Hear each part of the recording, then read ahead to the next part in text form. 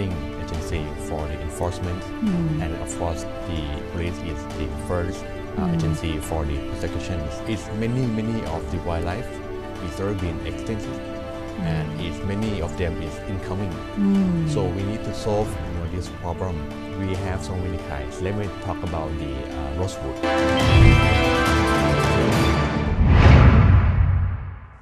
Swadika, welcome to Thailand Today. I'm Kusuma Yotasam. While the issues of transparency and political interference are the main focuses of the police reform, it still have difficulties in the police organizational work. Nevertheless, changes have to be made and reform is needed so that the police are better equipped and structured to meet the challenges of the modern era. But whether the reform will have any impact on transitional investigations of environmental and wildlife crimes, and how we should maintain appropriate wildlife law enforcement agencies. Our guest for Thailand Today is the Police Captain Vatanarak Suranartyuth. He is the Director of Law Enforcement Extension Office, Wildlife Enforcement Network, LEEO-WEN, Natural Resources and Environmental Crime Suppression Division, Royal Thai Police, who will tell us how the importance of the law enforcement operation that focused on combating environmental and wildlife crimes. Please join me to welcome Police Captain Vatanarak Suranartyuth. He is the Director of Law Enforcement Extension Office, Wildlife Enforcement Network, or LEEO-WEN, Natural Resources and Environment Crime Suppression Division, Royal Thai Police. Swadika. Welcome to Thailand Today once again. Thank you. You've been so kind, and you'll be giving us very important message from what we are doing and you are doing. We are going to talk about today on the importance of law enforcement operation that focused on combating environmental and wildlife crimes. But who's doing this? Police Department. So before getting into other points, why police, environment and wildlife? Yeah, because as of we know that the police is the leading agency for the enforcement, and of course the police is the first agency for the prosecutions. So the police has been involved with all the crimes around the world. I see. So this is the very important because let me start for the prosecution process. So basically the police do the investigations, arresting people, Yes. and then they passing the case to the public prosecutor and then to the judges. So of course they are the first hand that get in touch with this issue. Yeah. So let's come back into the LEEO-WEN, which is a wildlife and all that. So what are the responsibilities of the law for the LEEO-WEN? Yeah, our responsibility is to stop the environmental crimes, which is including the wildlife, timber, and then the pollution as well. And then for us, we work closely, and we are the official partnerships with the Interpol, World Customs Organizations, CITES Secretariat, and then all the wildlife enforcement network, such as the ASEAN WENs, South Asia WENs, Horn of Africa WENs, and Central America WENs, and recently, of course, with the Lusaka Agreement Task Force. So these are the major roles of the police environmental. You have this is a separate, or you work in the police department itself? Actually, for us, we are the international organizations. So basically, we are collecting the information and turn it to be the intelligence, so we can pass it along to the governmental organizations. Okay. Yes. Yeah. So this is the major role. But we do little concern. Tell me before we get into other things that how much the Thai people aware of environment. This is really important because in the world, in most of the developed country, back in 30 years ago, they give the very important, to this issue because as we can see that many of the wildlife has been killed. According to the United Nations, it's about 33,000 elephant being killed each year. So every 3 years, it's about 100,000 been killed. Wow. So this is a big number. And let's say in Thailand, 10 years ago we have about 1,000 wild tiger in the jungle, but now it's less than 50. So it's many of the wildlife is already been extincted, and it's many of them is incoming. So we need to solve this problem. So in the future, in our children, they can see all this wildlife In the picture. In the picture only. Drawing. In the picture only. And then, of course, in this wildlife, they also involved with the life cycle for the animal. So, of course, if one or another is been losing, this is become the big issue. Yeah. So this crime is, people will wonder, some countries so strongly being punished. But how about our law enforcement on this? Recently, last year, in Thailand, we have been upgraded, what I should be called, on the penalty, because before the penalty is 4 years or the 40,000 Thai baht, which is when you calculate is only like 1,200 US dollar. So it doesn't matter you kill 100 elephant, 10,000 elephant, this is the maximum penalty. But right now the law just passed and they've been improved. But we have to see not only improving the law, but you have to really enforce, and we hope that it will work in the future. We've been talking before getting to our program. You're talking about you are traveling to United Nations, and this is a crucial time, and it's a time justification time, if I could say that. So, what position are we standing at the moment? Actually, right now in Thailand, we are on the primary concern list of the CITES Management Authority, and then we will have the big meetings next month, which is 176 countries globally who is the membership of the CITES. They will come and have the big events of the meetings, and for this meeting is of course is involve all of the intergovernmental organizations like United Nations and Interpol, all the WENs and all the work custom organizations will join as well. And since Thailand is one of the member, and at this time they will go and defend ourselves, because at this time they will consider if the Thailand will pass the primary concern or not. If we are not passing, so they might consider to sanction us. If you ask why it is important, because if they sanction us, basically many of the wildlife and then the plant products, such as like the orchid, roses, and many of like a fish, we cannot export it to all the 176 countries, and that will cost about 50 million Thai baht per year. And regularly, normally when it's sanctioned, it takes about 5 years to be released. So you are looking at the big number, like 250,000 million Thai baht. Why are they scrutinized into Thailand? Well, because we start, I believe, is from the illegal ivory trade. So this one is become the big issue in the world, because when you see like Chatuchak on the online market, it start here in Thailand. So the Thailand is a hub of the wildlife trade. Let me give you some of the example. Okay, because right now most of the illegal wildlife trade it start from the Africa.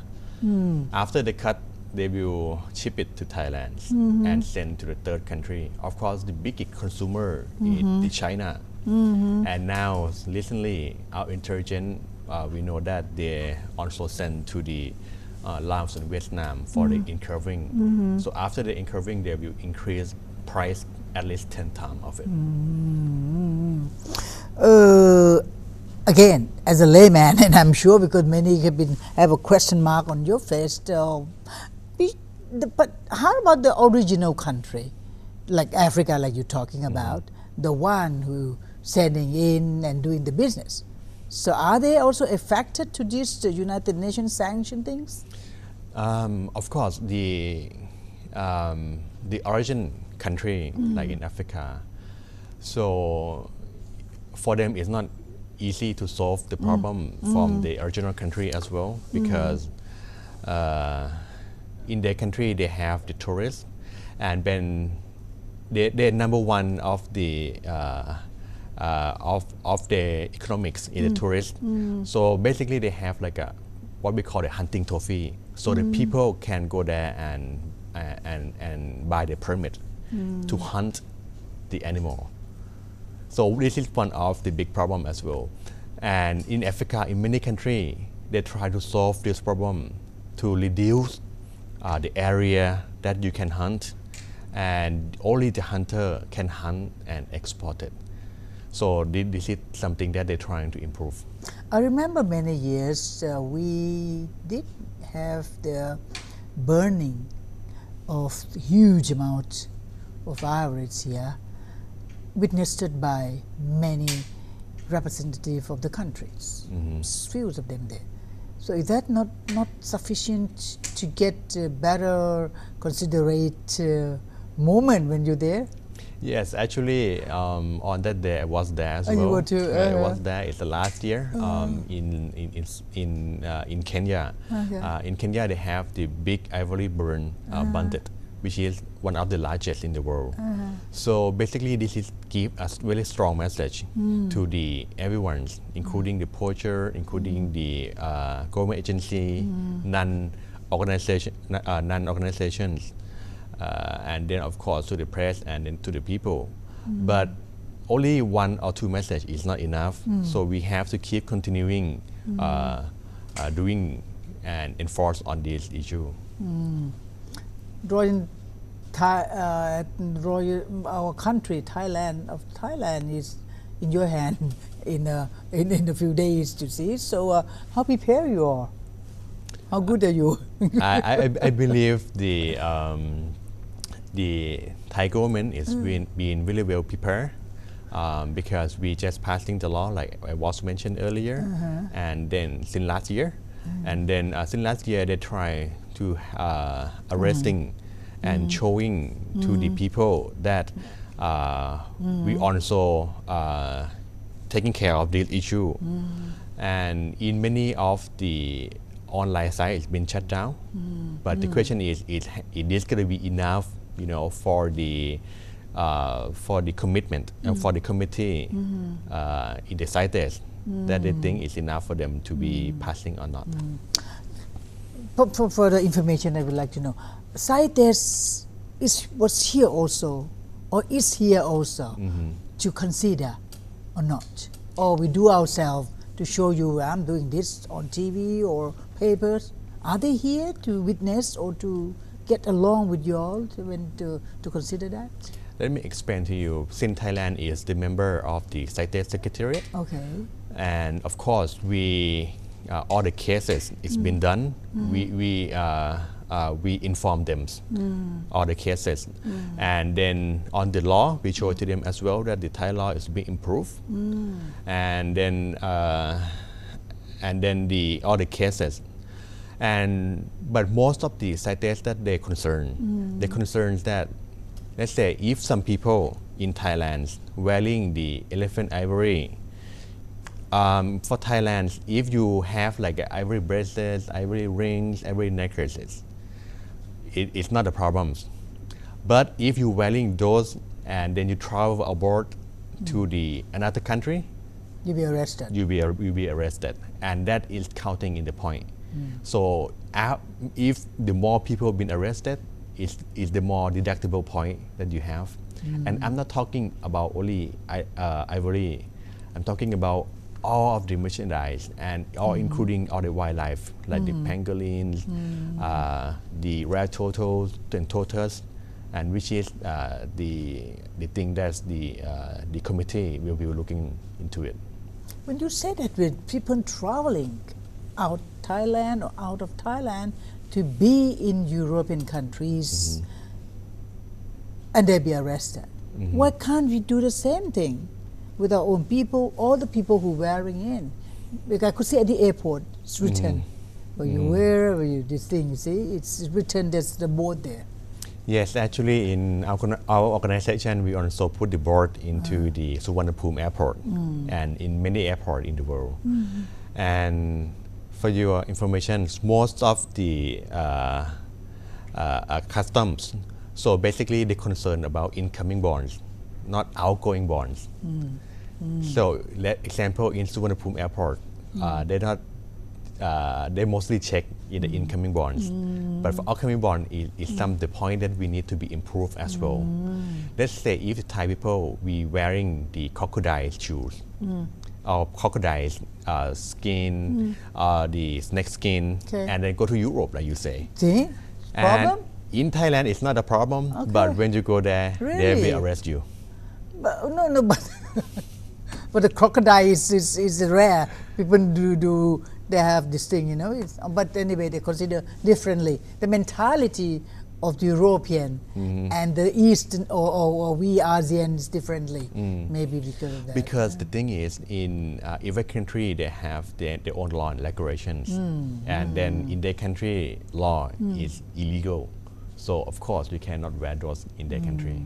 We've been seem to be concentrating talk on ivory only. Actually, there's other environment like, and you mentioned a little bit on that. Captain, tell us about what else then?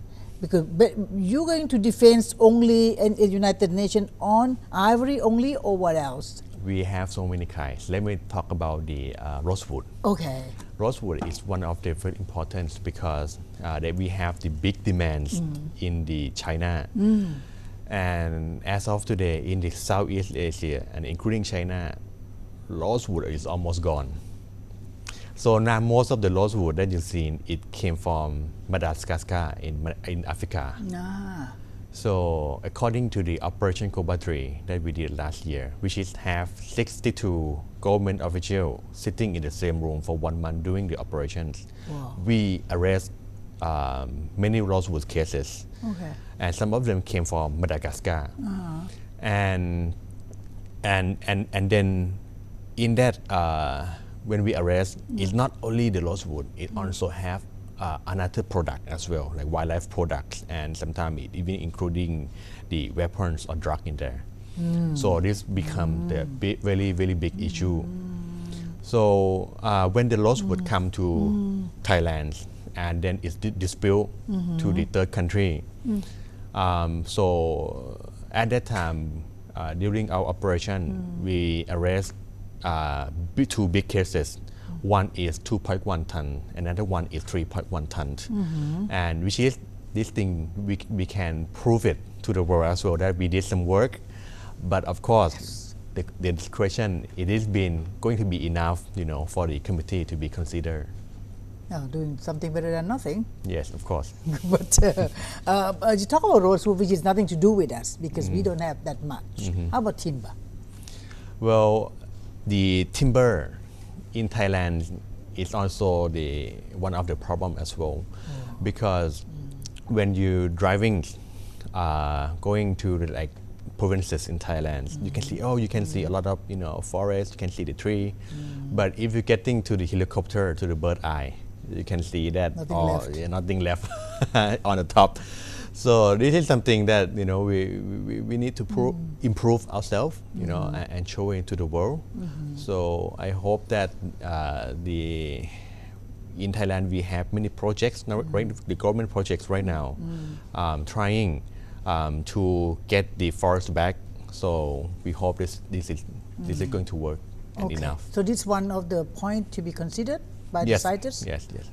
Really? Yes. This is great things because this is without this government, nothing could be done that much. We have to admit that because so far this thing. I can talk to you that the governments we cannot fight among themselves. Of course, they need the private sector to be involved as well, and then the international organizations. Because if sometimes we have the intelligence, we can give it to them, or we have the information, we can give it to them, and then they can turn it to be the intelligence. And because if we catching only the truck driver, it's not enough. So we need to do the investigate, and then get the kingpins. We could find somebody. I think they could have done better, and they have done something. I think they could get to the with the confession of those people and all that. So that's what's good thing. So please give us some example of these cases for our clear understanding.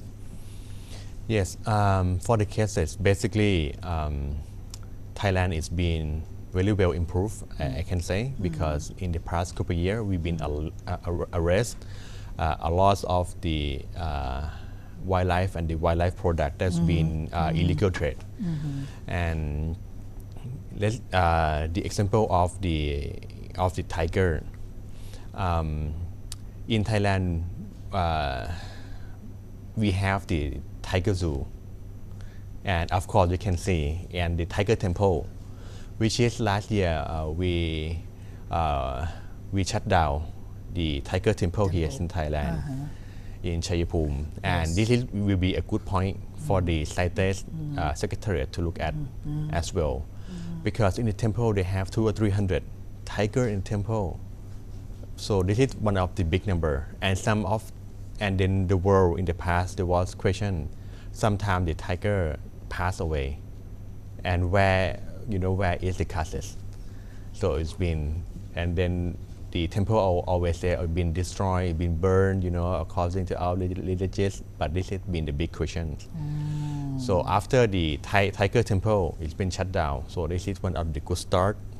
And the second thing is of the private zoo, private tiger zoo. And now I think the government is to try to put more regulation to it. So this is the very good improvements that we have.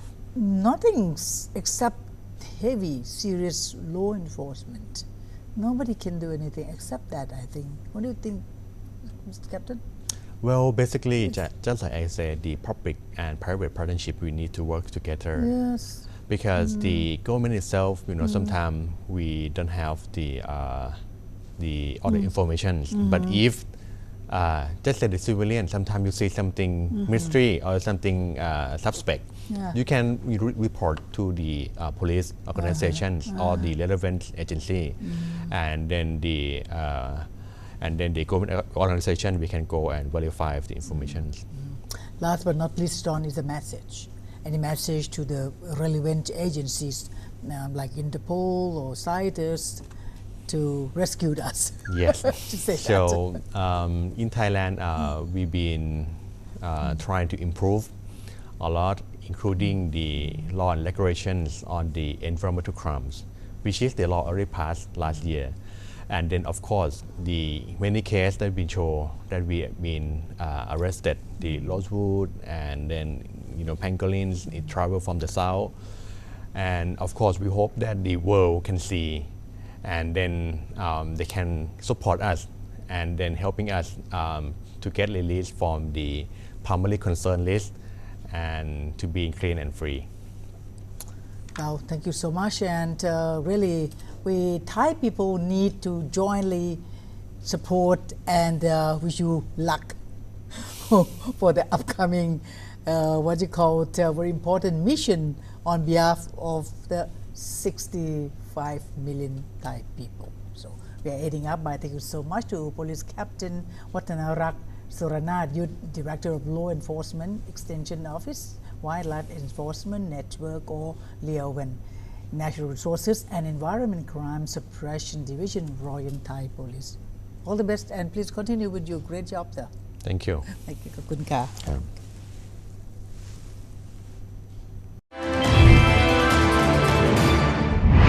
Thailand Today would like to say thank you very much to Police Captain Vatanarak Suranartyuth. He is the Director of Law Enforcement Extension Office, Wildlife Enforcement Network, LEEO-WEN, Natural Resources and Environment and Crime Suppression Division, Royal Thai Police, who has explained how important of the law enforcement operation that focused on combating environmental and wildlife crimes. Thank you for watching Thailand Today. I'm Kusuma Yotha Samut and hope to see you again. Same place, same time. สวัสดีค่ะ